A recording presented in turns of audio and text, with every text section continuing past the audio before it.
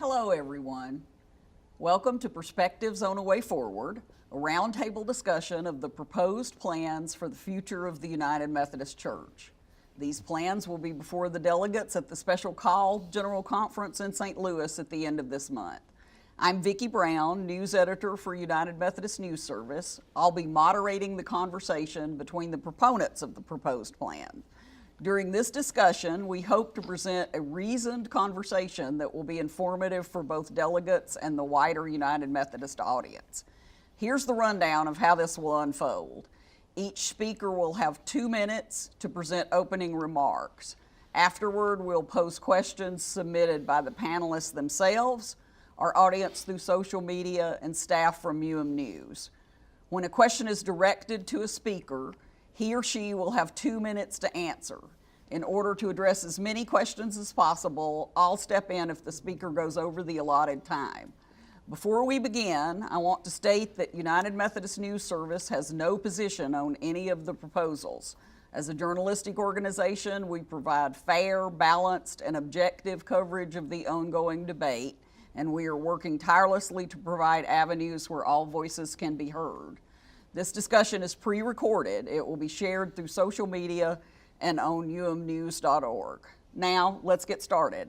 I'm going to ask each of our 4 panelists to introduce themselves and offer opening remarks. Rob? Great, thank you, Vicki. My name's Rob Renfroe. I am a pastor at the Woodlands United Methodist Church, just north of Houston, and also the president of Good News, a renewal movement within the United Methodist Church. I'd like to begin by saying thank you, Vicki, to you and to UMNS for putting this together. I think it's a real service for the church, so thank you. And also, I'd like to say that I believe that all of us on the panel are really people of goodwill. I've known Chris for a long while and think very highly of him. Mark and I had a great dinner together last night and got to hear his heart, and I appreciated that very much. And I don't know Althea, but what I've read about her leads me to believe that we all care deeply about the church. We all have a sincere commitment to Jesus Christ. We're all sharing what we hold passionately, and we're people that can do that in a very respectful way. So I'm very grateful for all of you that are on this panel. I really had hoped that we would be at a different place this close to General Conference 2019. I came out of Portland believing that our bishops and the church had heard that we wanted a new and creative way of resolving our differences. I thought that we understood that we needed not to come to General Conference with the same old plans to fight the same old battles. But unfortunately, that's not what has happened. And I'm afraid that we're going to come to General Conference, same plans, same players, winners, losers, and I had really hoped that we would have something that could bring us together, something that could affirm our deeply held beliefs, and then bless us as we all set out into the world to do what we thought God had called us to do. I'm afraid we've set ourselves up for a divisive and harmful General Conference. I'm praying that's not the case. Chris? My name's Chris Ritter. I'm a clergy member in the Illinois Great Rivers Annual Conference, and I pastor First United Methodist Church in Geneseo.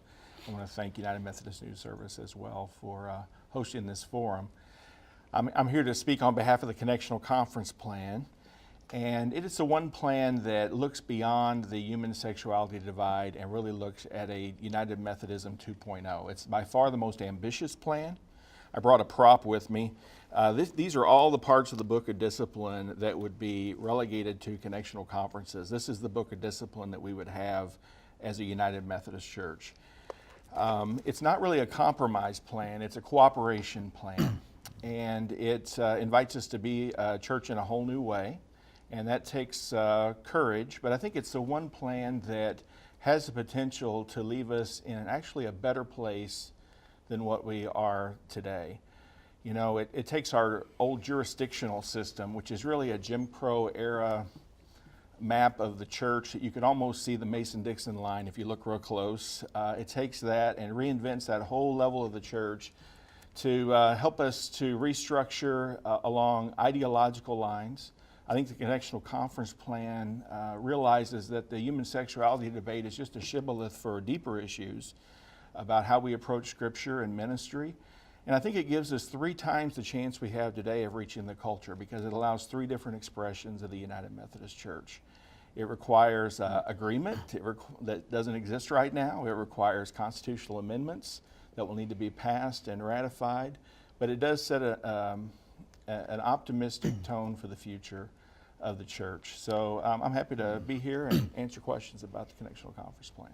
Thank you. Mark? Thank you. My name is Mark Holland. I'm a clergy delegate from the Great Plains Conference of the United Methodist Church.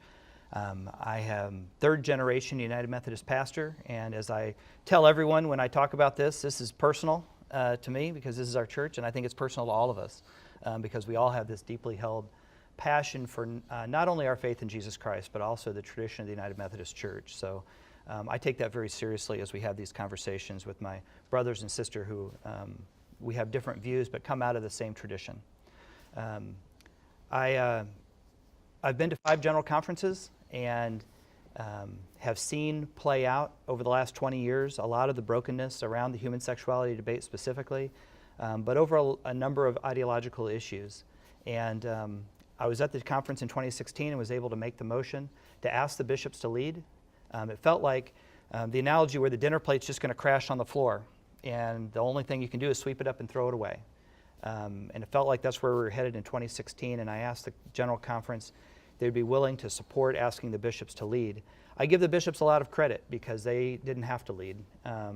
They could have said this is a legislative issue and this is in your court, but they had a lot of courage to take this issue up, and I give the bishops a lot of credit for being willing to step into the most difficult division we've had in our church, probably since before the Civil War in the United States. So I'm very grateful for that. I'm grateful for the work of the Commission on the Way Forward. Really was representative of all of us. There were some, and we use terms left and right and conservative and liberal. None of those terms fit any of us perfectly. We use them as placeholders, but there were very conservative people on the Commission. There were very liberal people on the Commission, and a lot of folks in the middle who worked very hard to come up with a plan. And I think it is the One Church plan, supported by nearly 2/3 of our bishops and approved unanimously by our Judicial Council as constitutional. And so I think it's the right step for our church, and I'm excited to talk about it today. We have one panelist whose flight was canceled due to weather, so I'm turning to her on Skype, Reverend Miller. Thank you. I am Althea Spencer Miller, and very grateful to be here and thankful to God that we're having a forum like this, and to the United Methodist News Service. I start from the conviction as a gay person that being gay is not incompatible with Christ. And I stand in solidarity here and supported by the Queer Clergy Caucus and an extensive fellowship and gathering collective of LGBTQI persons who are in the Methodist Church. And as I think with these persons in my heart and mind, and present to my brothers and to you, my sister Vicky, I'm aware that solving a problem that is not initially about the church's structure, by addressing church structure, actually avoids the problem. And I think that remembering what our values are, some of our values that have been left behind, is important. And so I represent the simple plan, which is very simple. It's not addressing structure. It simply removes all identity-based, discriminatory, and punitive language from the Book of Discipline, favoring grace and religious freedom over institutional law, and in our best understanding, following John Wesley's example. We're just removing language that was inserted about 47 years ago and which initiated the crisis that we now face as LGBTQ persons insist we are children of God. Thank you. Thank you. We have several questions to put before our guest. Once they've addressed our pre-submitted questions, our panelists will have an opportunity to ask each other questions and to make a brief closing statement. So I'm going to start with you, Mark. And this question is for all four panelists. So what is the most important point for people to understand about your plan, the One Church? The most important point to understand about the One Church plan is, I don't like to use the word compromise because that has such a negative connotation in our community. We're compromising our values, we're compromising our theology. I really look at it as a balanced plan that doesn't try to fix anybody. It doesn't try to change the ethos of who we are. Our church is a very large, eclectic, big tent church. We have a great diversity of practice and belief across. You go from California to Alabama to across the world. We have a very diverse church. And the One Church plan says we are willing to love and support one another to reach the mission field that's significant to you. There are many communities in our country that the LGBTQ community is an important part of the mission field and want to reach that community fully. There are other parts of the world and parts of our country where folks don't feel like that is an outreach that they want to do or that they're not willing to affirm. The One Church plan isn't a judging plan. It doesn't say that this group's right and this group's wrong. There are good Christian people who deeply hold their beliefs. And to allow different expressions of our faith to say, you reach your mission field with integrity, and we'll allow another mission field to reach theirs. I think that the lack of control that's in the One Church plan that really protects the conscience of every local church, every pastor, every conference, every bishop, and allows them to be who they are is really critical. And I think that's distinct about the One Church plan, and I think it's its greatest strength. I think the diversity of our church is our great strength, and dividing our church up into theological camps, I think diminishes all of us. So my hope is that folks will support the One Church plan because it has the best opportunity to hold the fullness of Christ's church together in the United Methodist Church. I'm going to turn to Althea next for the simple plan. Thank you. The critical point about the simple plan is that it helps the church to get, as institution, to get to a point where it is no longer sanctioning any form of discrimination. It participates in the altering of that history. We know what the racial history of the church has been. We overcame that. Some of the same language applied. We knew what the gender discrimination was like in the church, especially around ordination. We overcame that.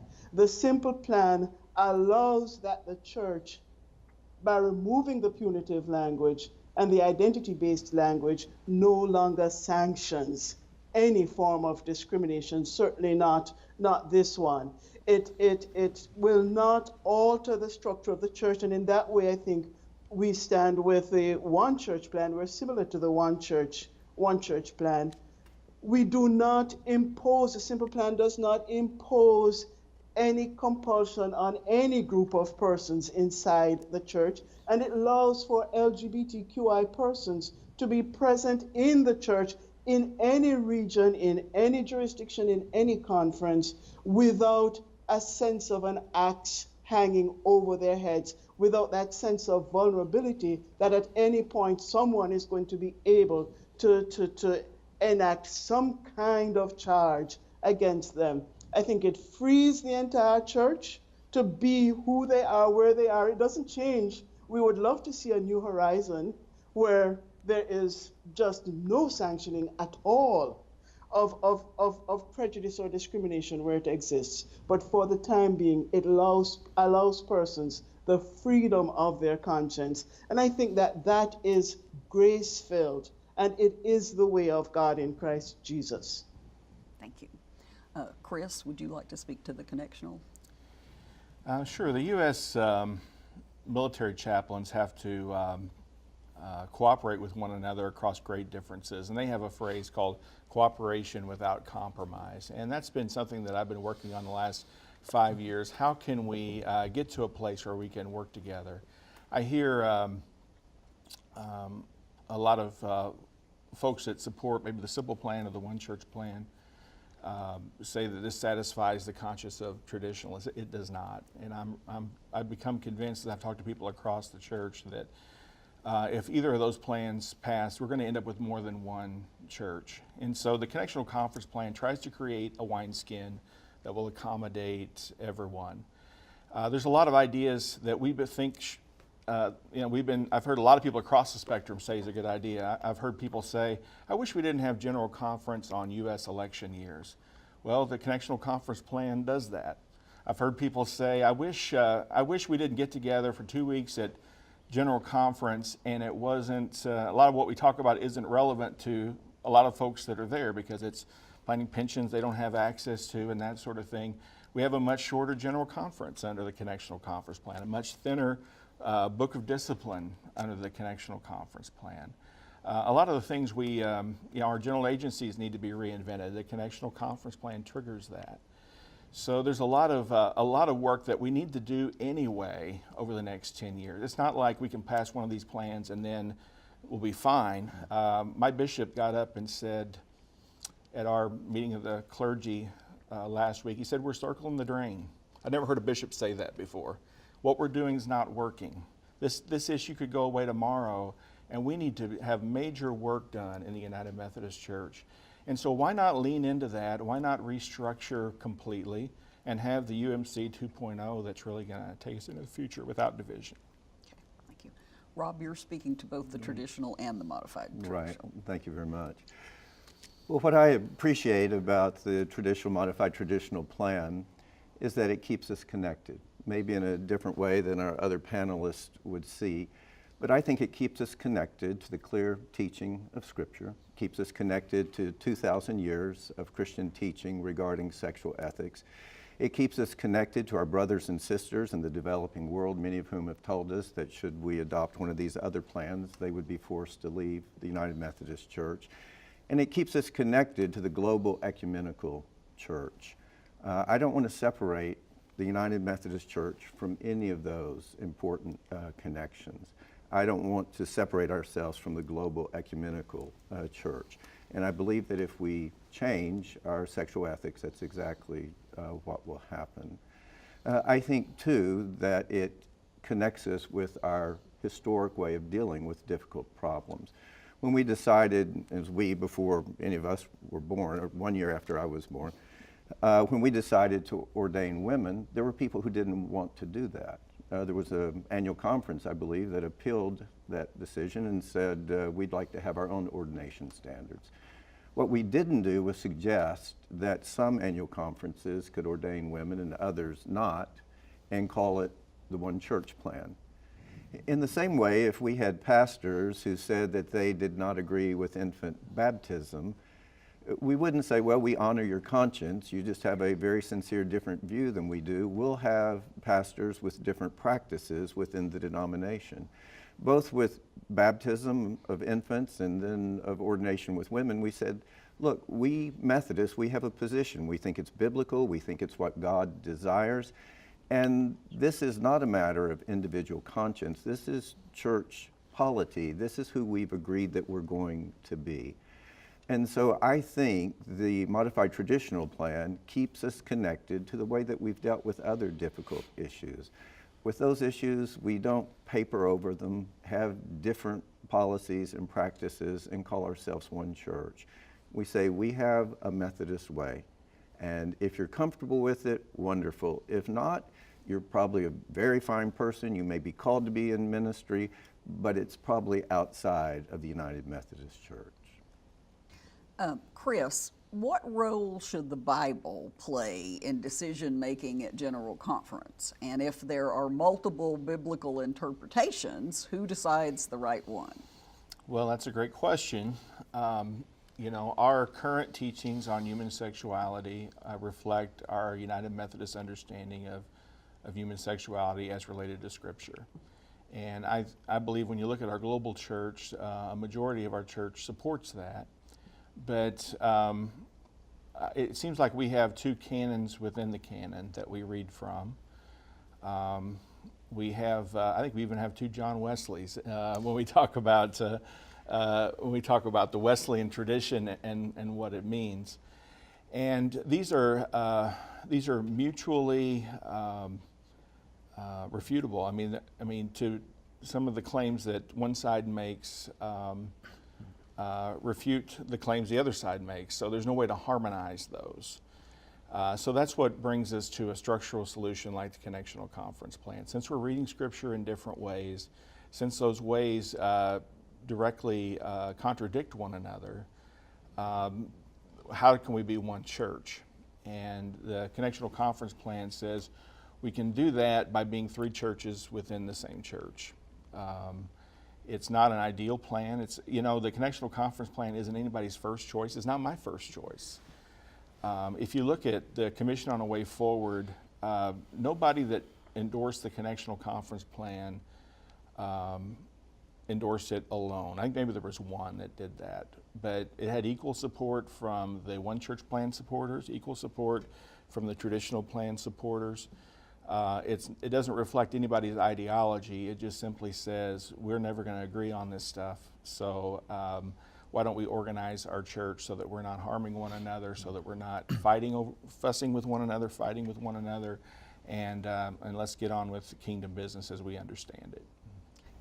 Rob, would you like to answer next? Yeah, I'd be happy to. Well, hopefully the Bible informs not just what we do at General Conference, but informs every decision that we make. I think we probably agree on that. Who should determine what we believe? Well, the truth is we believe in the priesthood of all believers, so all of us determine what we believe for ourselves. But when it comes to being a church, I don't think we would describe it quite this way, but General Conference determines where we come down. General Conference takes what the delegates believe the Bible teaches, and then they try to find a way to put it into the life of the church, and in some ways legislatively. So who decides what the Bible teaches on these issues is General Conference. We might have our different viewpoints, but I think if we're going to be one church, we need to agree to live by what General Conference states is the will of the United Methodist Church. Althea? The role of the Bible is normative for all of us. That's the value of the Bible is not at issue. How we read the Bible is at issue, and we come at it and we end up in very different places. We do that as individuals over the course of a lifetime. We do that as an institution in our collective groups. The Bible is not a homogeneous book. It has multiple voices, and those voices lend themselves to different people in different ways. To even think about it as a univocal text already truncates what the Bible is, and I actually think denies the capacity of God to deal with diversity in a marvelous and wonderful and at times conflicted way. We value the Bible to ask about its role. Perhaps its role is not paradigm setting when it comes to the conference. Perhaps it is template setting to recognize that an institution is connected to a book that is fundamentally diverse in its literature and its theologies and its ways of addressing multiple issues. That is a template. And to have a structure that presumes homogeneity built upon a book that is not homogeneous seems to be theologically problematic and something that we need to talk about more seriously. And LGBTQ persons are not geographically confined. Neither do we even read the text in the same way, all of us. Diversity is the word as template. Okay, thank you. Mark? Well, the Bible is the foundation of our faith and points us to the Father, the Son, and the Holy Spirit, and is the grounding piece of who we are, not only as United Methodists, but as Christians around the world. And the United Methodist Church has a value of looking at the primacy of Scripture and looking at tradition, reason, and experience in interpreting the Scripture. The Bible's never changed, and no one's arguing for changing the Bible. The words of the Bible are the same. But the interpretation of the Bible has changed over time in a number of issues. We look at the issue of slavery. We split the church north and south because there's a whole group of people where they wanted bishops to be able to hold slaves. Well, we think about that today, and that's an outrageous interpretation of the Scriptures, but use the Scriptures to justify slavery for 2,000 years. And actually, when we stopped endorsing slavery in this country, it changed 2,000 years, longer than that really. The whole human history has slavery within it. And the Bible mentions slavery 353 times. But we know now that our interpretation is that all people are equal. And the idea that some are born slaves and some are born free is an outrageous idea that Christians cannot support. The words of the Bible are still in there, but the interpretation of the Bible has changed. The same is true with women in ministry. 2,000 years of Christian tradition, in most traditions, women are not ordained. And in fact, it's still the minority of Christian churches today that ordain women. The Bible still says a woman shall remain silent in the church, and says a woman shall have no authority over a man. Those words are still in the Bible. We just have a broader understanding through our tradition, reason, and experience to interpret those. The challenge we have right now is there's a lot of great Christians who believe that the words about homosexuality are descriptive for another time and no longer prescriptive for us. And there are folks in our church who believe it is still prescriptive for us on homosexuality. The folks with the One Church plan do not believe that this is the defining factor in our church that should divide. We have different interpretations from faithful Christians, and we need to honor both of those, and the One Church plan does that. I'm going to stay with you for the next question. Should each proposal include an exit plan allowing local churches to leave amicably with a reasonable percentage of property and assets? Well, the key word you used is reasonable, and therein the debate begins, right? There is already an exit plan, if you will, in the Book of Discipline for churches that want to leave that is being actively used. I mean, there are churches that have been leaving our denomination probably since its beginning, which is why those provisions are in the Book of Discipline. I think there are some concerns from everyone about whether or not they're being consistently interpreted within the conferences. But there are provisions already in there. My view on exit plans is I think we need gracious staying, not gracious exits. I think we need to look at the One Church plan. The greatest gift it does for our church is it takes these divisions and it drops grace in the middle of it and says we can be graceful to one another. And it's not saying if you don't agree with this, then you need to leave the church. It says if you don't agree with this, you can practice differently in your mission setting. That's great grace for everyone. So the only people that have to leave on the One Church plan are people that want to leave. As opposed to the traditional plan, the people that have to leave are folks who are not falling in line with a particular worldview. So I think the grace of it doesn't necessitate an exit plan. I also think we have a 4-day general conference, and the chances of us crafting a exit plan that's fair and adequate in the short time that we have is unlikely. I would recommend that we postpone that to 2020, that we come to this church, come to this conference with a heart to unite the church, and then after we decide what we decide in St. Louis, then we have time for people to reflect on that.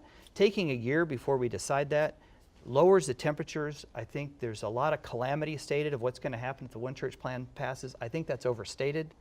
And I think if people have time to take a deep breath and realize the One Church plan codifies who we already are, and we can live with one another. So I don't support an exit plan at this general conference, and I think the groups that want to leave need to come to the general conference with a proposal and ask to leave, rather than putting one group's desire to leave baked into our Book of Discipline for all time. Okay. Chris, would you like to?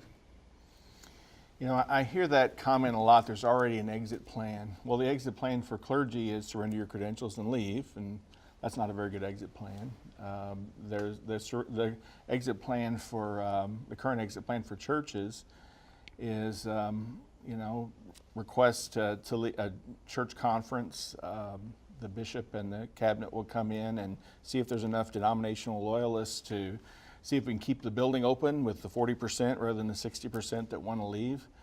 If a denomination's better together, surely a congregation's better together. Surely congregations should have the dignity of finding a future together and moving into it. If it's good for a denomination, it's got to be good for a local church as well. So I think there is a need for an exit path. We're a connectional church, and when you have the vision of the church that the One Church plan kind of puts forth, our supervisory structures can become weaponized against one another. In how clergy are appointed.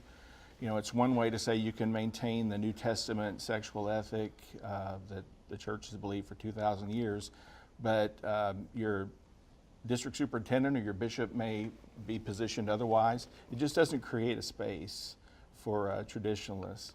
So there has been a group across ideological lines that are calling for a gracious exit, and I support that. I think the need for it is greatly reduced under the Connectional Conference plan. If the simple plan of the One Church plan passes, we definitely will need a gracious exit to keep us all out of the lawsuits and things we've seen. Every other mainline Christian denomination has gone through this, and it's not gone well in any example. And I think we can learn from their mistakes, or we can repeat their mistakes. And I hope that we learn from them. Okay. Rob? Yes, of course. So I think the other panelists will probably disagree with the analogy that I'm going to use, but I have thought that it would be like my telling my wife, I'm going to change our covenant. And I'm going to make some changes, and what I've changed, I'm going to engage in some things that you think are wrong. But you don't have to do those things. So I don't see why you should want to leave. And if she said, well, I am going to leave, then what the One Church plan would say is, well, you're not taking anything with you. You don't get the house, you don't get the car, you don't get the kids. I'm going to take everything from you. Wait a year, calm down, and then see if you really still want your stuff or not. We say we have deeply held convictions on all sides. And there's some people that are so tired of this, they want out. I want to honor the fact that people have been damaged and people have been hurt, that people have deeply held positions. It's a matter of conscience. And to think that our brothers and sisters in Christ believe that somehow it's best to tell others, you can't leave with anything, or you can negotiate with a bishop who may see things very differently than you do. There's no guarantee that you will get a fair treatment, or if that bishop will allow you to take your property under any conditions. That's what we've seen in other denominations. Most of them don't have bishops, but some bodies work well with individual churches, some are punitive, and some absolutely do not allow churches to leave with property. So we need something that standardizes that and is that fair for whoever wants to leave, whatever viewpoint. Althea, on an exit plan? Yes, I take the point that if a group needs to leave, we should work towards a reasonable way of working out the finances, but I don't wish to be objective about this question, because already for financial reasons, programs that benefit LGBTQ persons as part of the mission of the church have already lost funding. Harm has been done. If someone, to use the analogy, if someone decides to leave their wife or their husband, it means that they no longer love that person. They no longer seek that person's goodwill. They no longer wish to be partners with that person. And what I hear as a gay person is that I am so despicable that persons can speak about my devotion, my love of Christ, and when I say my, I'm thinking collectively of all of us LGBTQI persons, can recognize the value of our commitment, can recognize that there is grace in us, that God works through us, that we are called, and still look at us and say, you are not good enough for our companionship, for our fellowship. Give us our money so that we can get as far away from you as possible. That is living harm.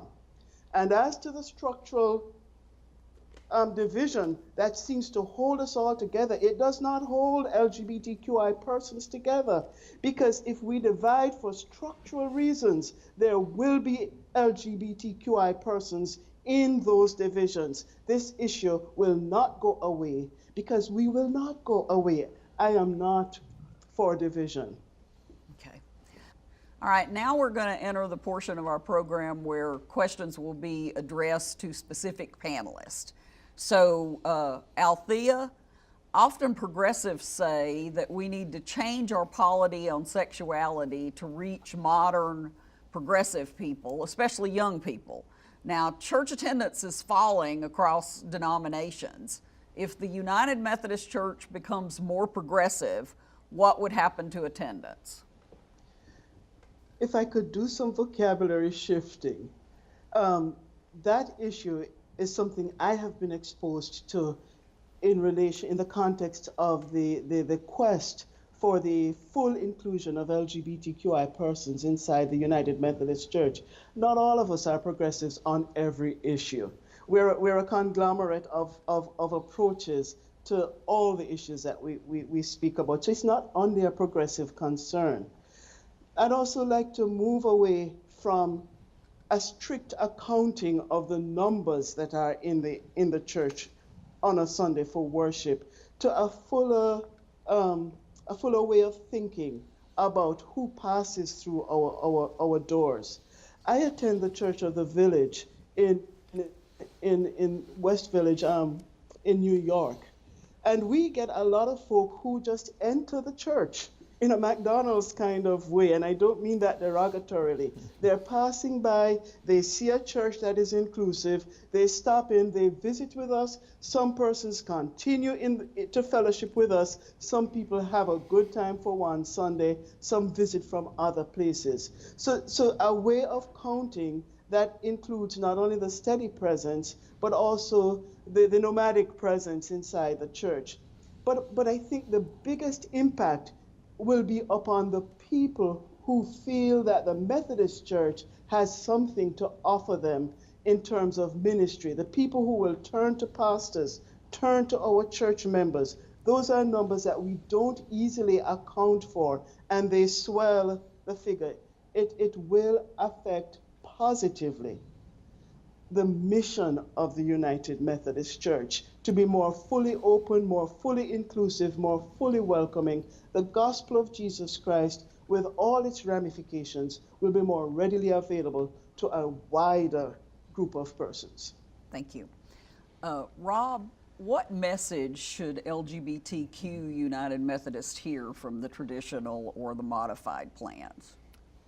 I hope what they hear is that those of us who support this plan are every bit as committed to the first part of our statement about sexual ethics as we are to the rest of it, which is that all persons are persons of sacred worth and all persons are welcome in our churches. I often, when I speak about this, I begin by saying that if you cannot love LGBTQ persons, you don't really need to be engaged in this conversation. Our primary call as followers of Jesus Christ is to love the Lord our God and to love our neighbor, and that applies to all people. I hope that they would hear that we believe that the truest truth about them as it is about us is that we all are made in the image of God, we all have sacred worth, and that everyone is welcome in our churches. All of us are broken, all of us struggle, all of us are sinful, and we all need a community of faith to go on a journey with that will lead us towards, hopefully, transformation and some bit of holiness in our lives. So I hope that they would hear that though we cannot affirm all sexual practices, what we can do is accept all people, that we want to be a church for all people. And many LGBTQ persons, they discover that, in fact, they are welcome in our churches. Mark, the One Church plan is presented as a compromise. Centrist and liberals get a new definition of marriage and the right to marry and ordain practicing gay people. What do evangelicals get with the One Church plan that they don't already have? Well, that's a great question. And I think, again, the word compromise triggers a lot of conversation about things. I think it's about balance. That from a progressive side, it is true that it does remove the prohibitions for ordination, and it removes this harmful language of incompatible with Christian teaching.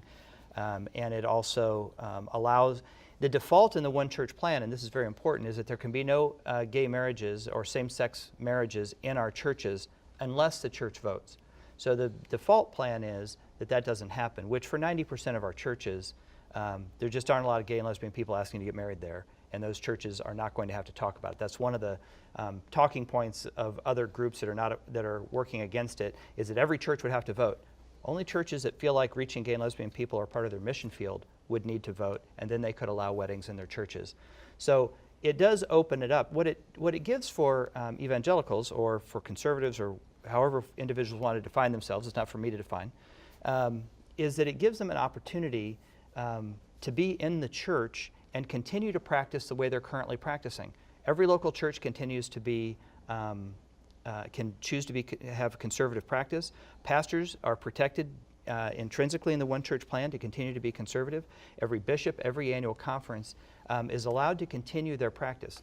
And that's really the biggest difference with the One Church plan, is it doesn't strive to control folks who disagree. It doesn't say that every church has, right now our Book of Discipline and the traditional modified plan are significantly worse in my mind, because they seek to, every church has to practice like an evangelical church, which just doesn't fit our mission fields. No one's saying to conservative churches, you have to stop being conservative. It does say, because we're not going to vote at General Conference about what we believe about homosexuality. What we're going to vote on at General Conference is, are we willing to live in a church with people who think very differently than we do? And the answer for the One Church plan is yes, and we're a better church for it. Chris, what happens if the Connectional Conference plan gets adopted by General Conference, but the annual conferences don't ratify it? Are you concerned that that might create more turmoil and chaos in the church? Well, there is the hurdle of the supermajority passage and the ratification votes. There's a timeline for the Connectional Conference plan. We'll know the answer to that question by April of next year. And guess what? We have General Conference 2020 we could do the Connectional Conference plan at this annual conference, see if the church will buy into this vision, and if they don't, we have the One Church plan and the traditional plan that can duke it out at General Conference 2020. That's one way to go. I think there's not a lot of traction right now for the Connectional Conference plan because it's no one's first choice. We wish we were in a different situation. If someone from the traditional side speaks up for the Connectional Conference plan, then the folks on the progressive side say, aha, there's weakness for the traditional plan. And if somebody for the on the progressive side, we're tempted to say, oh, the One Church plan's in trouble, that's why. And so we're really in a place where I think there's more support for a new reworking of the issue than what we really currently see. I hope that's the case. But we do have another General Conference coming up in 2020, and that's another opportunity for us. And that the other alternative would be General Conference 2020 could undo whatever we do in 2019. So there's uncertainty in any of these plans, because if they could be passed by a simple majority, they can be unpassed by a simple majority with the next General Conference. So I don't think uncertainty is unique to the Connectional Conference plan. Althea, the simple plan doesn't only remove the restrictions against partnered gay persons serving in ordained ministry, it places no restrictions on a pastor's sexual life. Was that intentional, and if so, why? I have to admit, I am not sure I fully understand that question, in the sense, the aspect of it about placing restrictions on a pastor's sexual life. I'm not clear what is intended by that. Well, my understanding is that the simple plan removes, in removing the language about sexuality, so there would be no restrictions on a pastor, gay or straight, having sex outside of marriage or any of the other things that we would normally consider something we wouldn't want our clergy to be doing. Well, I'll just lift up two of our amendments that I have in front of me. Our amendment to 160, paragraph 161C retains the language, "We affirm the sanctity of the marriage covenant that is expressed in love, mutual support, personal commitment, and shared fidelity." We're not touching that. We also retain, "We affirm that sexuality is God's good gift to all persons. We call everyone, not just clergy, everyone, to responsible stewardship of this sacred gift." So we're not introducing anything more than what is already there, which is actually sufficient in setting a standard of behavior for all persons within the United Methodist Church, and assuredly then clergy should be able to live up to this standard. What I would want to emphasize in this is that queer persons are very capable of love and of long-standing permanent monogamous relationships. If the church does not permit us to have those relationships, then to even have a discussion about whether we honor marriage or not is toxic, difficult, and punitive in a sense, because we're tied into a place where we cannot show that. Yet despite being so tied, we consistently demonstrate, those of us who are so inclined to be married, to have permanent long-term relationships, we demonstrate repeatedly that we can honor those commitments. We do so by example and by upholding what is already in the Book of Discipline. So yes, sexual responsibility is important to us. All right, thank you. Rob, the traditional and modified traditional plan seems to emphasize consequences and penalties as part of strengthening the accountability of the church.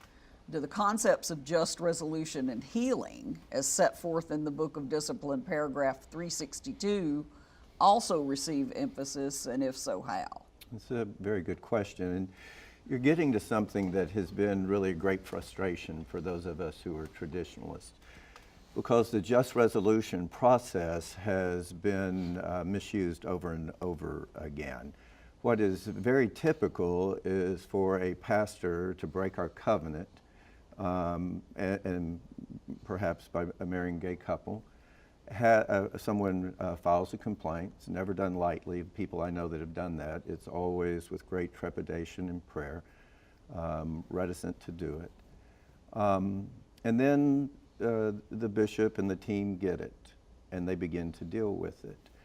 And what we've seen over and over again is that when a progressive bishop is in charge, that the discipline for the offense is as little as a 24-hour suspension.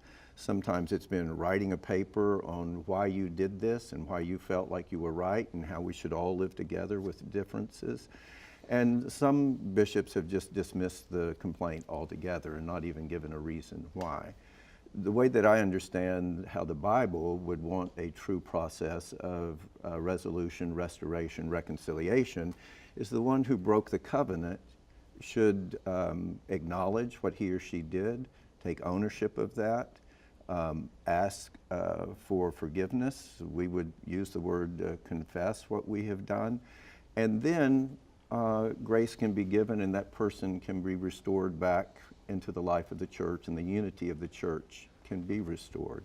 So the addition that we have added would be that the person who makes the complaint also gets to be part of the just resolution process, to say, yes, I think this was done properly, rather than passing it off to people who share the same ideology and who have proven themselves unwilling to really make that a just resolution. Okay. Mark, would the one church plan be final for the church, or would it be, as some have said, a first step towards full inclusion? Naturally, I'd like to tell everyone that the one church plan will solve all of our problems, and everyone's going to join hands and sing Kumbaya at the end of General Conference 2019, right? That's probably not going to happen. The one church plan, none of these plans are final steps. None of these plans, I mean, the church is going to continue to grow and evolve through the ages, and so the solutions that we have for 2019 are not necessarily the solutions that we are going to have in 2030, and I think that's true for any of the plans. So the one church plan is not a panacea. It's not going to fix all the challenges of our church. Our church has tremendous challenges reaching our mission fields regardless of our views and beliefs. I mean, we have a very challenging environment, particularly in the Western world, in reaching folks, and we need to continue to push forward. So does the one church plan, is it a step forward? I mean, this is one of the concerns that people have. If it's a first step to justice, what's the next step? And the answer is, we don't know. I mean, we really don't know. What we do know is that what the one church plan, what we do agree on now is we're not of one mind. We agree on that. We are not of one mind on this issue. And now we need to decide, is it important that we control the other side? Is it important that one group impose their view on another group? We know in the United States, because we're talking to all the same delegates, we know in the United States one church plan is overwhelmingly supported and the traditional plan has very little support, and we're still looking for support for the Connectional Conference plan. But the overwhelming support right now is for the one church plan, because it says everyone gets to be who they are, and we're not going to impose a worldview on churches, pastors, conferences, and bishops that doesn't fit them. We already have that diversity in our church, and we just need to insert grace into it instead of punishment and instead of evictions. We need to insert grace into it to allow us to be who we are. And so I think the one church plan is the right plan for right now in our church, without question. Okay. Chris, how long would it take for the Connectional Conference plan to take effect? And are you concerned that some people would decide that it's taking too long and leave anyway? The Connectional Conference plan has been called a very complex plan, and the reason that's true is because we're a very complex church, and it's going to take a while to sort us all out. Eventually, we're going to come to a thin book of discipline, a shorter general conference. I think it's the eventually simple plan, but there is quite a process to get us there. You know, the connectional conferences, there's 3 in the United States. One would basically be the simple plan, one would be the one church plan, and one would be the traditional plan. They would form in 2022, so ratification would happen by 2020. The connectional conferences would form in 2022, and then General Conference 2024, we moved to 2025, and all this part of the Book of Discipline would be adapted by those connectional conferences. So there is an extended timeline, but guess what? If the one church plan passes, you're going to have, without an exit plan, you're going to have years of lawsuit and jurisdictions needing to adjust their annual conference maps and an exodus. No matter what happens, there's going to be adjustments. So we can either lean into it or we can sort of let it happen to us.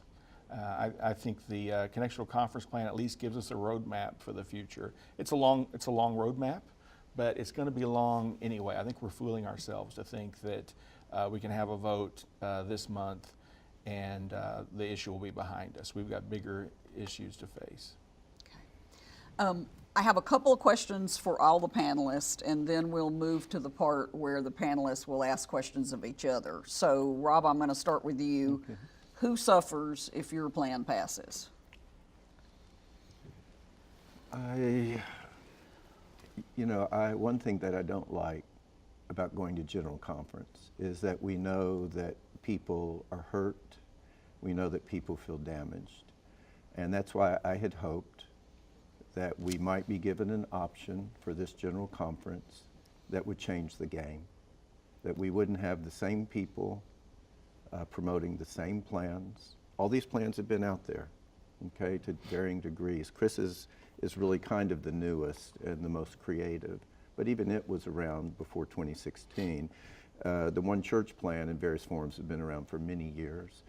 And I was so hopeful that the people that we entrusted to lead us to a new place would do something that was creative, that was healing, that allowed us each to be true to our convictions and not have to come and fight anymore. So yeah, people are going to be hurt at this general conference, and it didn't have to be this way. We could have done much better. We could have worked together to create something that honored our differences and our deeply held beliefs. But instead, what we have been set up for is what I believe will be the most harmful, most damaging general conference that we have ever seen. I know that my views hurt people.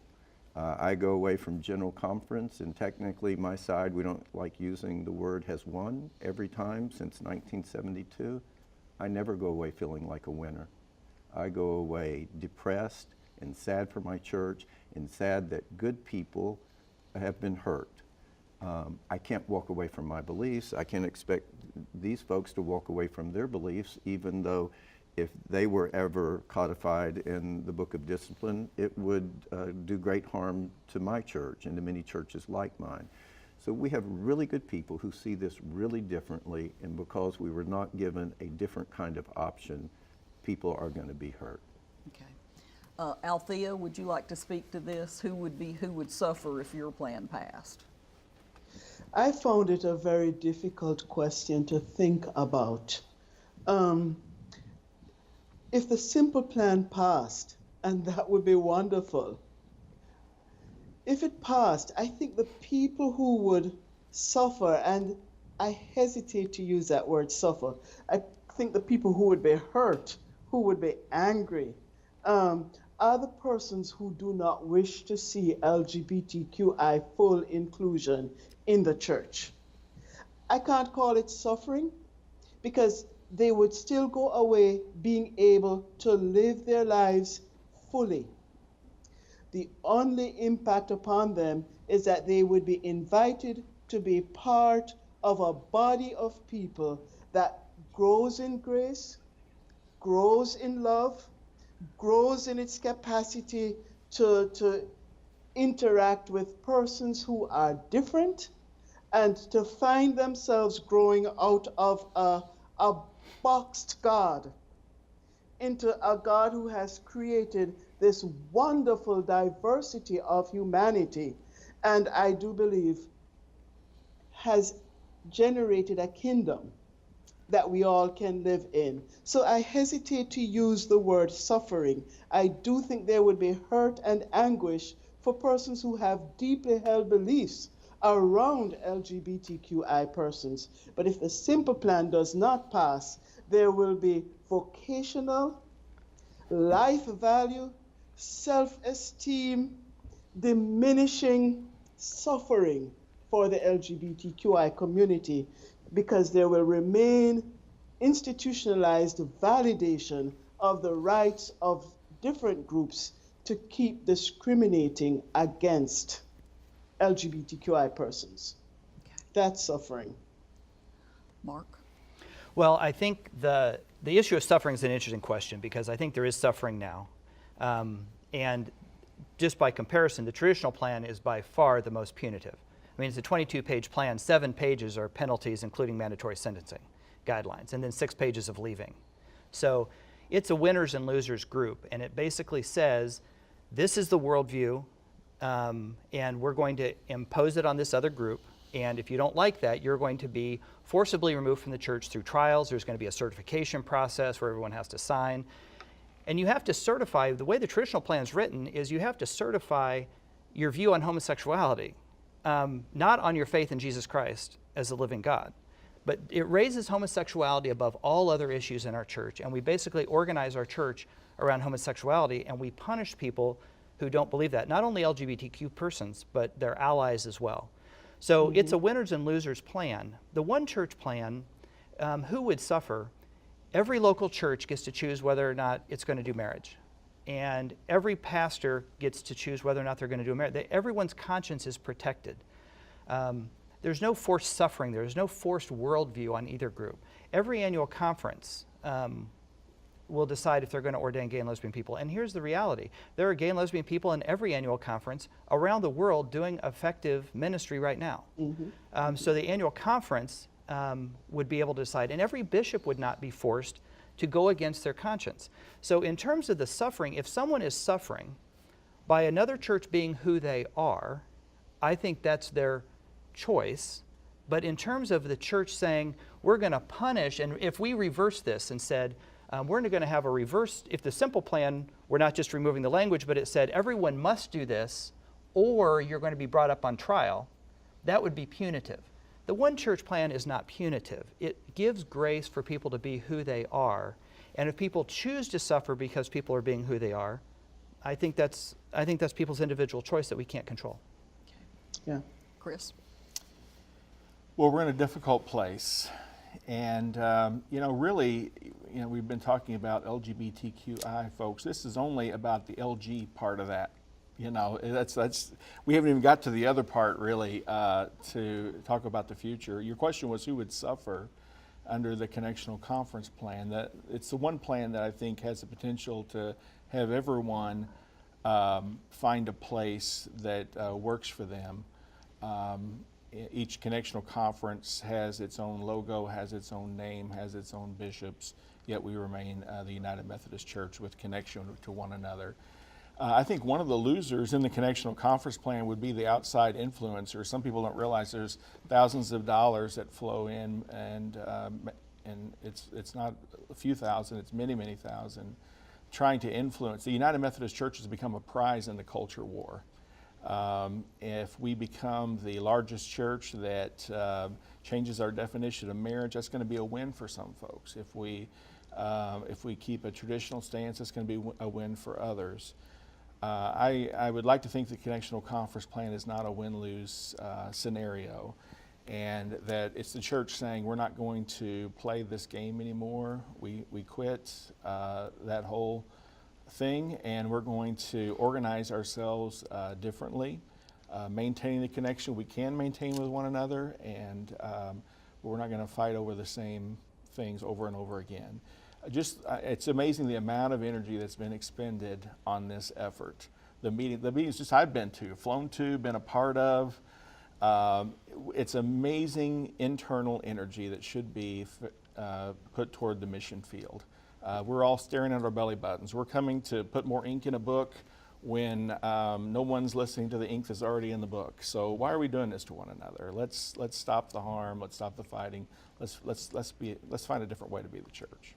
Okay. Mark, how can we talk with one another in a spirit of Christian love, and what does that look like?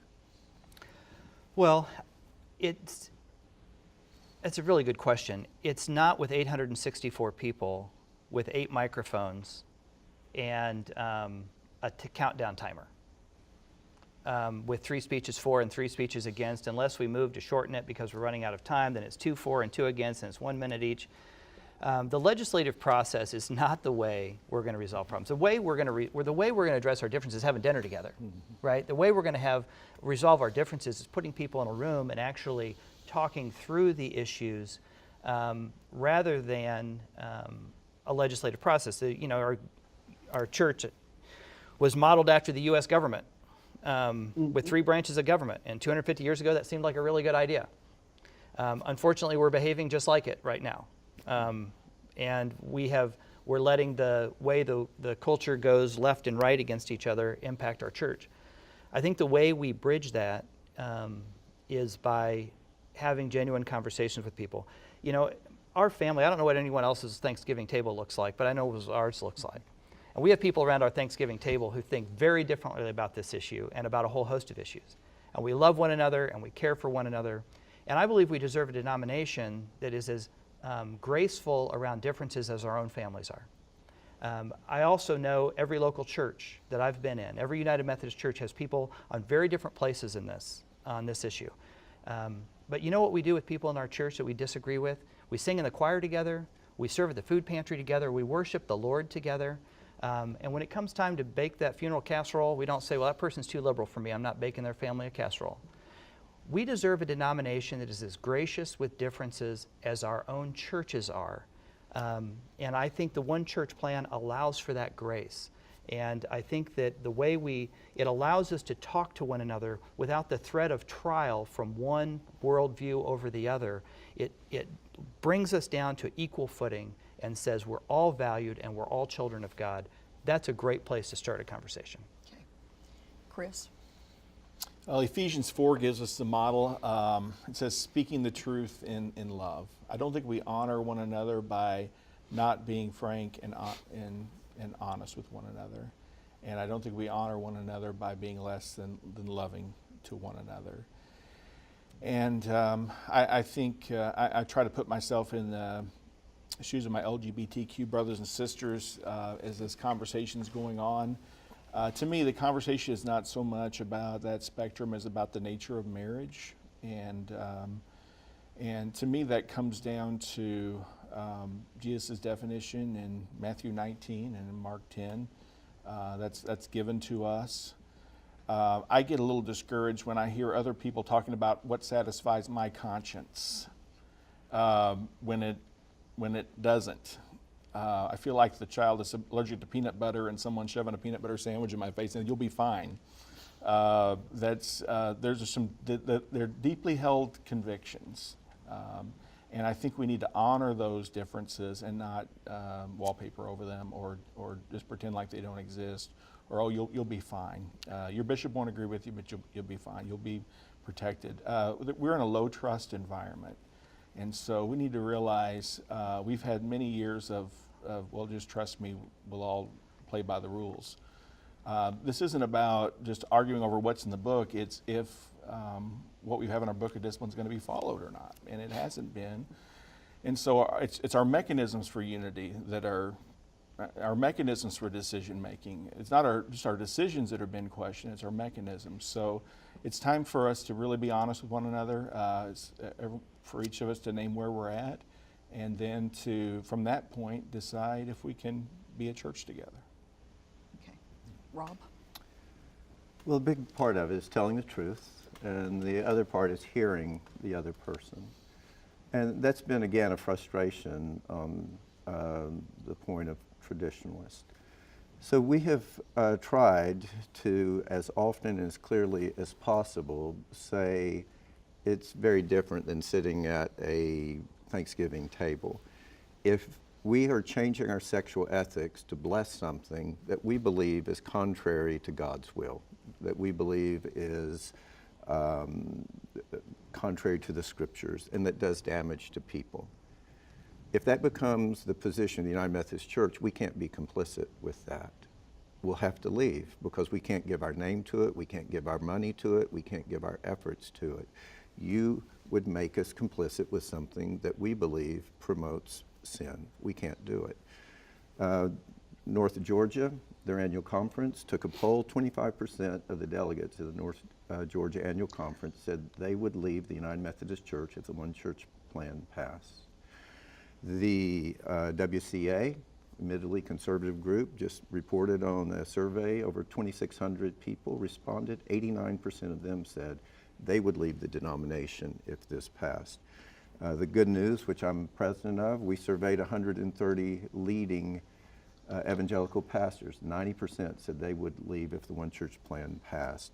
I can promise you that if it does, the 4 largest churches in my annual conference will all leave. I've spoken with their pastors. They're all in the top 20 largest United Methodist churches in the country. And then probably a couple hundred others would leave from just my annual conference. So what I ask is to be respectful enough to hear this and to take us seriously and believe that what we're telling you is true. We cannot become complicit with something that we think does damage to people. If people believe the one church plan is worth passing, given that fallout, that's a decision they can make, but they need to know that will be what will happen. Okay. Althea? Talking with each other in a spirit of Christian love sounds like a question of very polite conversation, which is what I think we have had here today. I'm concerned that legislative processes are seen to be something other than Christian love, other than the articulation of Christian love. You know, it's a truism that we hold that Cornel West said, justice is what love looks like in the public square.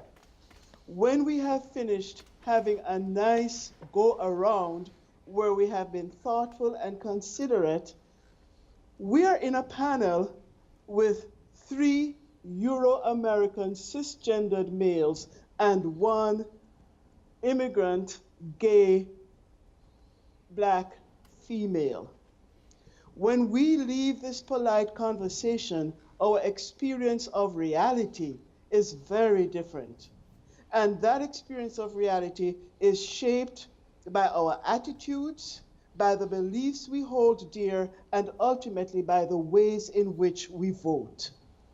If our polite conversation does not allow us to see beyond our treasured principles, even when they are theological, and to explore together what it means to say that love transcends all, and that love has to mean something for how we vote, then loving conversations is never going to be enough, because someone is going to leave those conversations and go into a world of jeopardy and treachery because of the persons that we have had conversations with.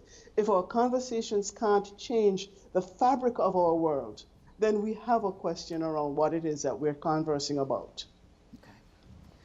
All right, Mark, would you like to ask one of your fellow panelists a question? Absolutely. So one of the things that, and Chris, you mentioned this, but Rob, we've talked about it as well. The definition of marriage, Jesus' red letters in Matthew 19 are lifted up all the time for one man and one woman. We know that John Wesley does not view marriage as a sacrament. It's very clear that it's not a sacrament. We only have 2, baptism and communion.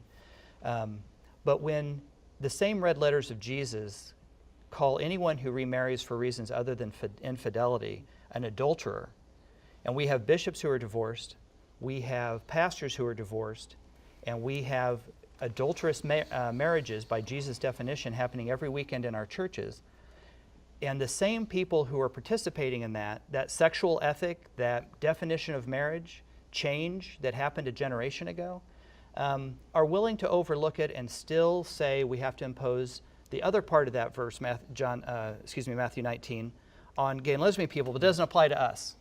So I think there's a strong sense of hypocrisy that's felt when people lift up Matthew 19, half of it, but our church a generation ago has accepted ordination and marriage of people who Jesus calls adulterers.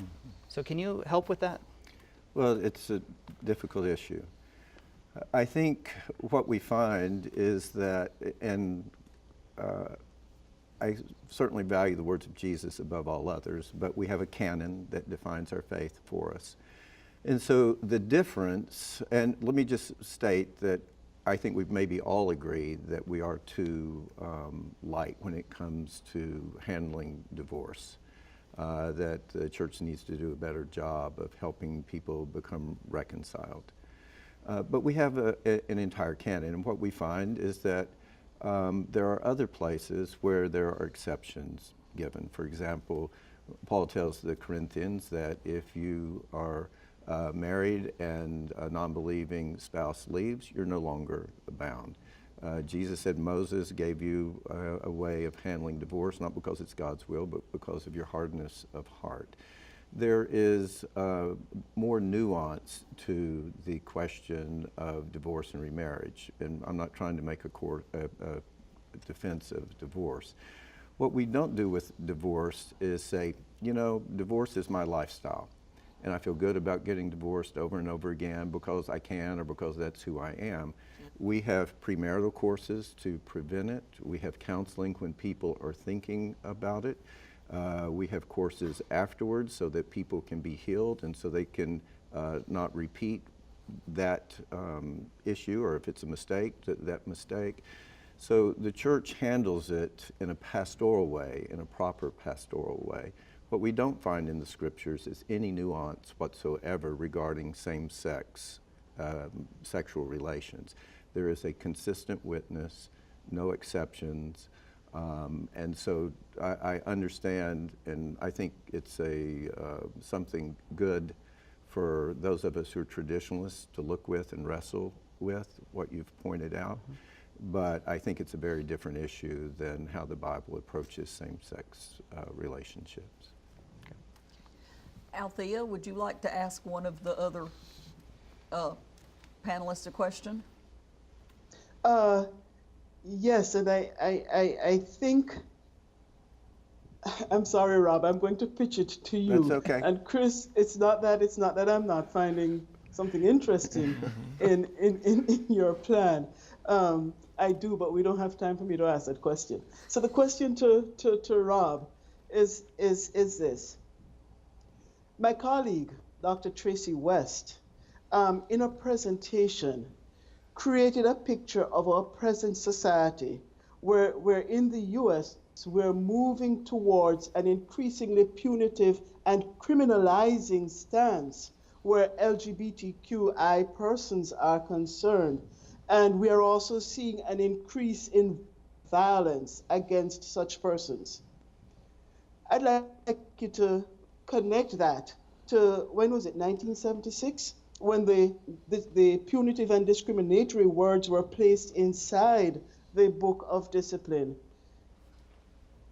Minority voices were not incredibly strong inside the church. There was not a volume of sound to say, this is discrimination, it should not go in.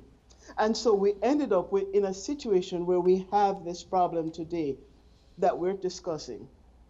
What do you think will happen to the witness of the United Methodist Church? And I'm channeling Dr. West here. What will happen to the witness of the United Methodist Church when we decide, should we decide to go with a traditional plan? What permissions will it be giving to our larger society about ways of viewing and treating and respecting persons who are minorities and tremendously different in our society? And what would be our moral responsibility and culpability in that? Yeah, thank you. It's a good question. I think all of us, we're all committed Christians. And so consequently, we know that the ethic that we live by is the ethic of love. And any time that anyone is mistreated for any reason, especially because of their identity in some form, it's deplorable. It's something that we all rise up against and speak out against.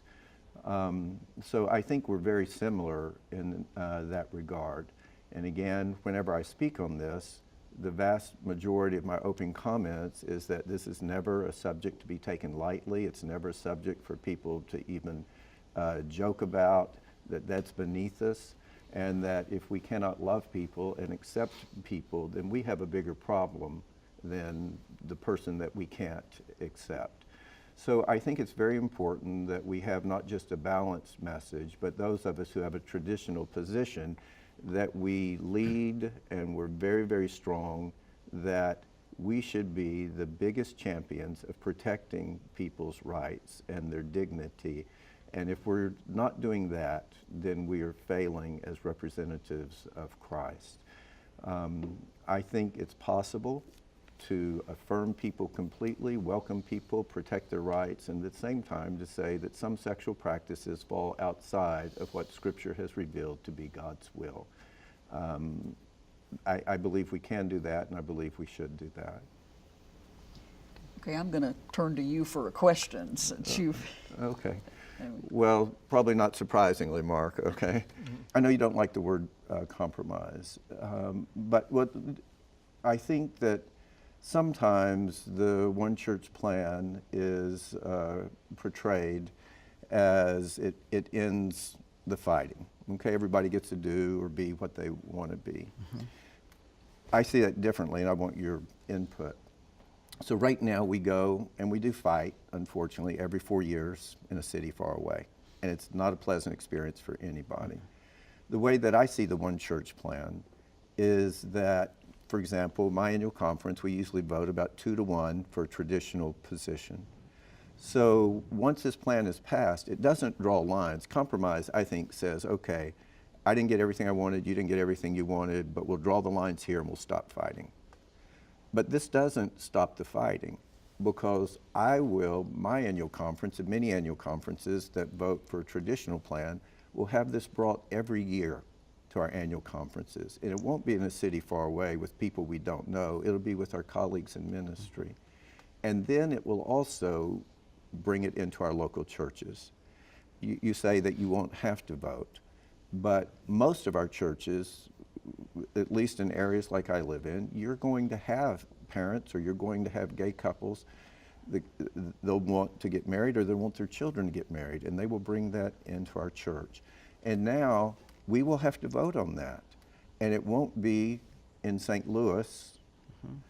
It will be people in our pews that know each other and love each other, maybe raise their children together. And one couple had their daughter married in the church, and now we're voting on whether or not we can marry someone else's daughter in the church. And I cannot imagine the wedge and the hurt and the pain that's going to bring right into our pews. I hate it at General Conference. I cannot imagine it in our local churches. I'm almost done. This localizes the pain and the fighting rather than relieving us from it.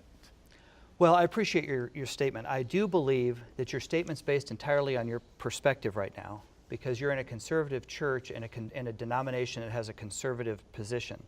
There are people that feel exactly the same way right now in their local churches, who have to tell families why we can't marry them and why we can't ordain their children who have been called to ministry. So there are conferences right now, local churches right now, that are being torn apart and saying, well, if I can't get married in the United Methodist Church, I'm going to go to another church that welcomes me.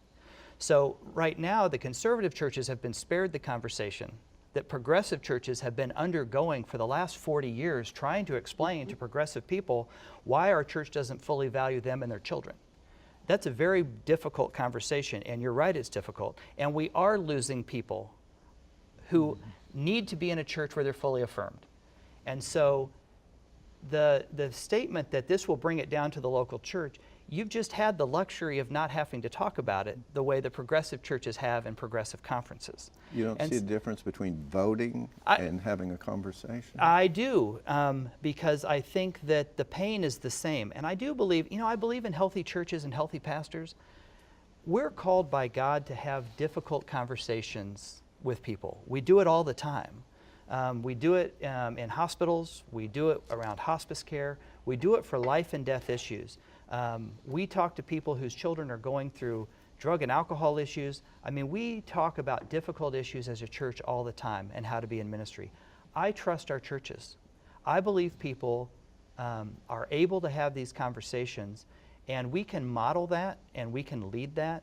But these difficult conversations are already going on. And what we want to do with the One Church plan is to remove one group controlling the other and forcing the position on them, but to allowing people to organically do that for their mission field, which I believe, and I think supporters of the One Church plan believe, is a healthier form of conversation than having to explain why we're being punished by a group that's far, far away. Okay, Chris? I'll also ask a question to Mark. Some of us that are on the traditionalist side, I'm a traditionalist. I support the Connectional Conference Plan and the traditional plan. There are progressives that support the Connectional Conference Plan. But some of us on the traditionalist side look at the One Church Plan, and we see features like laity. The laity at annual conference don't decide whether there should be self-avowed practicing homosexual clergy. We look at the fact that bishops, traditionalist bishops, are nevertheless required to ordain all clergy in good standing. We look at... Do you mean appoint? Appoint, thank you for that, in good standing. A lot of us have said over and over again, we couldn't live in, we couldn't live in such a reality, and we seem not to be heard. So do you believe, I guess my question is, do you believe us when we say that the one church plan isn't going to work for a large number of United Methodists. I do believe you. I do believe you, and I do think that and it's sad to me. I mean, you said you don't like the winners and losers either, right? You don't want people walking away feeling harmed. I don't want people walking away feeling harmed. I do believe there's a fundamental difference in imposing versus allowing. And that's a fundamental ecclesiological difference about what it means to be the church. Should we be punishing people with a different worldview, or should we be allowing folks to make decisions in their own environment? I do disagree. You know, there's a big talking point for the traditional plan is the laity have no say over who becomes a pastor. For the last 200 and some years, lay people sponsor folks at the local church is the only way you can get into the ordination path. There are lay people on the Board of Ordained Ministry, both district and conference, and half the votes at General Conference are lay people. And so to say the lay people have no say, I mean, we've trusted the clergy session to do the review and approval for the last 200 years. I don't know why we don't trust our clergy anymore. But it's not changing how it's being done now. So I disagree with that talking point. But nevertheless, I do think that there is a challenge. I do believe people who say, I can't be in a church where others are practicing differently than me. The Connectional Conference Plan actually has that same problem because it has the same, we're still under the same name brand, but doing different practices. And so my view is if you're willing to share the same name brand, conservative and progressive churches, the one church plan does that organically without all the reorganization. That if we're going to serve the same denomination with the same name and we're going to be loosely affiliated, there's not a huge difference in my mind from the one church plan and the Connectional Conference plan, other than yours might address the trust issue more, because I think you're accurate in saying we're in a low trust environment, that people don't trust bishops and they don't trust their district superintendents. But other than that, I think it's a similar plan. I'd just like to maybe add that the Connectional Conference Plan does have 3 different brands.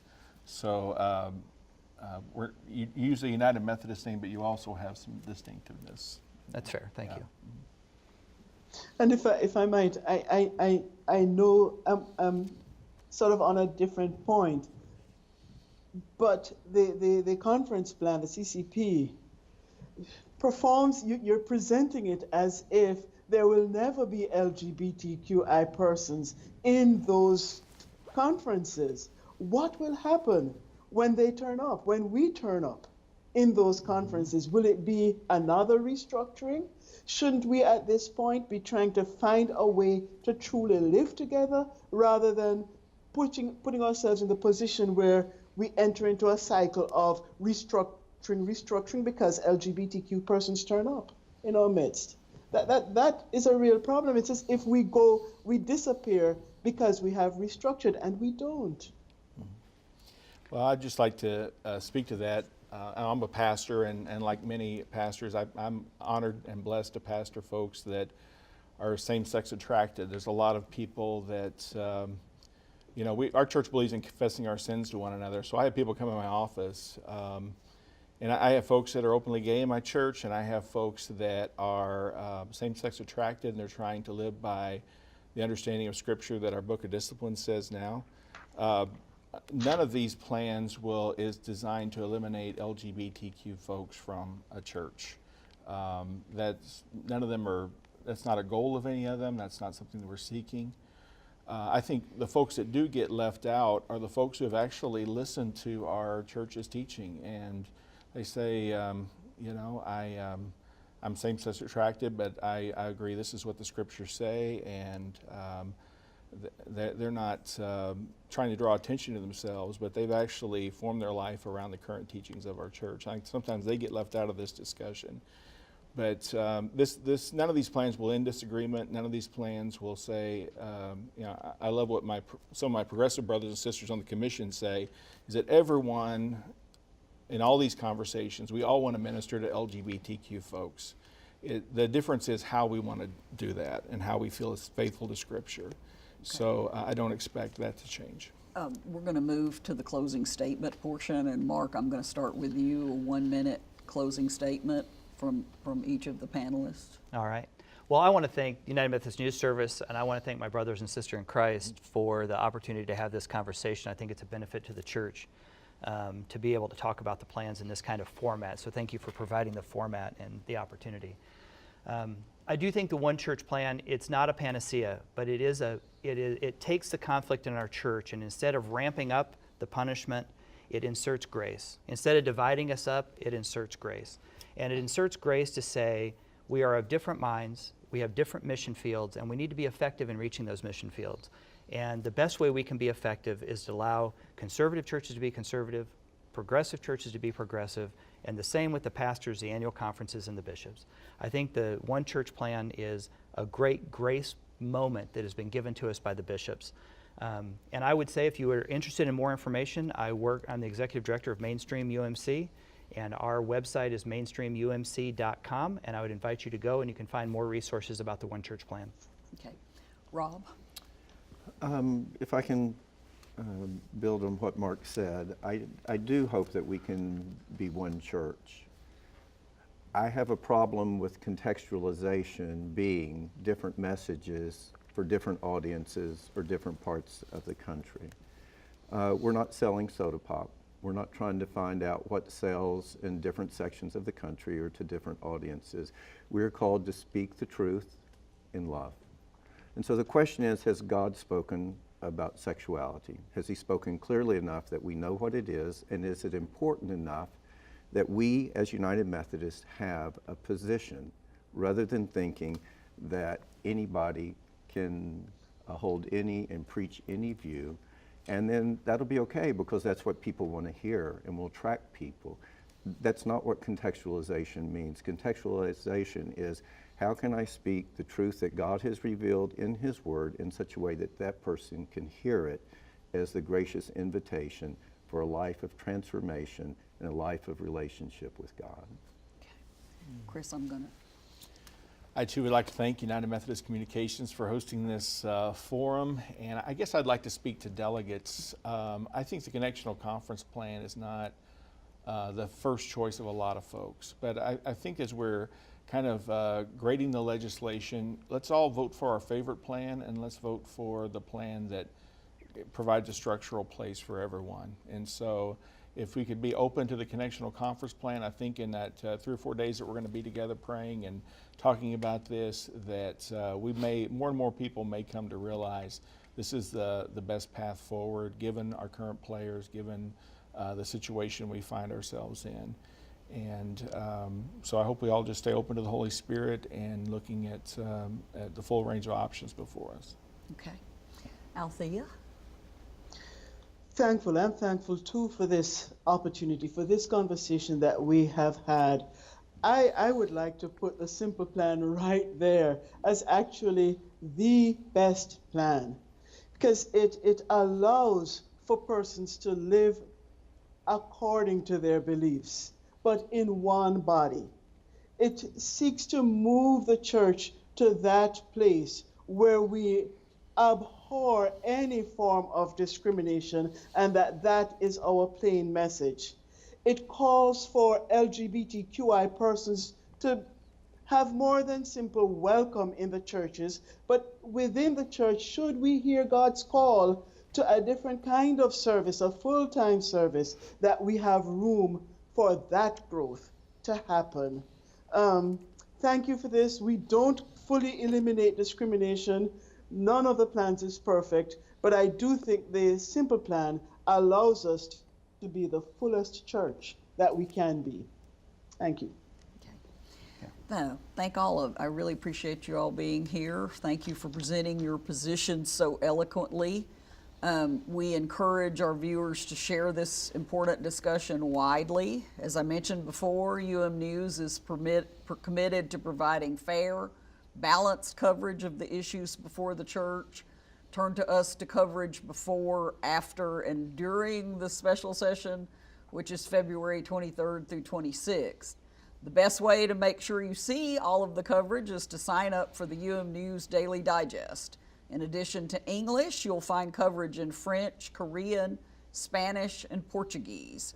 Click subscribe on our site, umnews.org. It's easy and there's no cost to you. Finally, I want to remind you that the Commission on General Conference will live stream gavel-to-gavel coverage of the special session in both English and French, February 23rd through the 26th. The coverage can be found on umnews.org.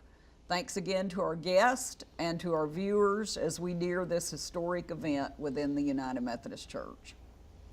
Thank you. Thank you.